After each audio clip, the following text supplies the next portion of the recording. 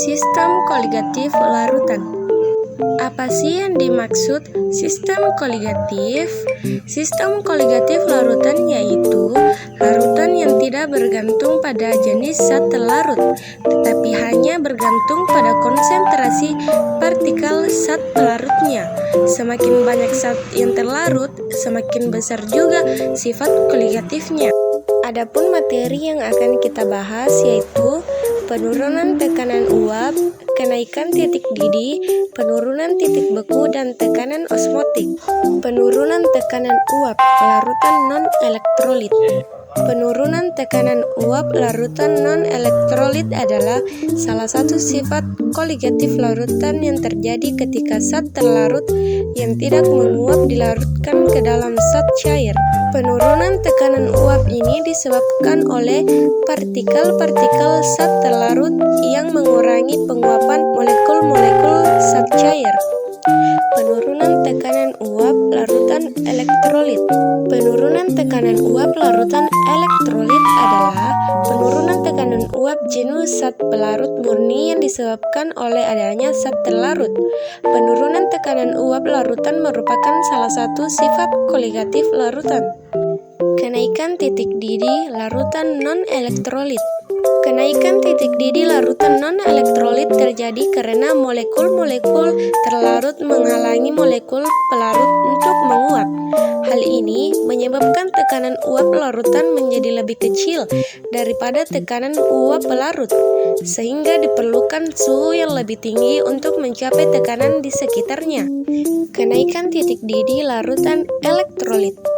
Kenaikan titik didih larutan elektrolit adalah fenomena ketika titik didih larutan elektrolit lebih tinggi daripada titik didih pelarut murni. Hal ini terjadi karena larutan elektrolit mengandung ion, yaitu partikel-partikel bermuatan yang terpisah dalam larutan saat zat elektrolit larut. Penurunan titik beku larutan non-elektrolit. Penurunan titik beku larutan non-elektrolit terjadi karena partikel terlarut menghalangi pergerakan partikel pelarut, sehingga molekul-molekul pelarut sulit berubah menjadi fase cair. Akibatnya, larutan akan membeku pada suhu yang lebih rendah daripada titik beku pelarut murni air. Penurunan titik beku larutan elektrolit. Penurunan titik beku larutan elektrolit terjadi karena adanya zat terlarut yang tidak mudah menguap, sehingga molekul-molekul pelarut sulit berubah menjadi fase cair. Hal ini menyebabkan larutan akan membeku pada suhu yang lebih rendah daripada titik beku pelarut murni. Tekanan osmotik larutan non-elektrolit. Tekanan osmotik non-elektrolit adalah tekanan hidrostatik yang terbentuk dalam larutan non-elektrolit saat osmosis terjadi. Tekanan osmotik ini akan mempertahankan kesetimbangan osmotik antara larutan dan pelarut murninya yang dipisahkan oleh membran semipermeabel. Tekanan osmotik larutan elektrolit. Tekanan osmotik larutan elektrolit lebih besar persatuan massa daripada larutan non-elektrolit, seperti glukosa, karena elektrolit terdisosiasi menjadi ion-ion. Penurunan tekanan uap. Contoh soal non-elektrolit. Fraksi mol larutan urea dalam air adalah 0,5. Tekanan uap jenuh air murni pada suhu 22 derajat Celcius sebesar 19,5 mmHg.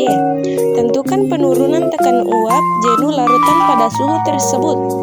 Penyelesaian. Diketahui Xt sama dengan 0,5, P0 sama dengan 19,5 mmHg. Ditanyakan delta P sama dengan P0 dikali Xt. Delta P sama dengan 19,5 dikali 0,5. Delta P sama dengan 9,75.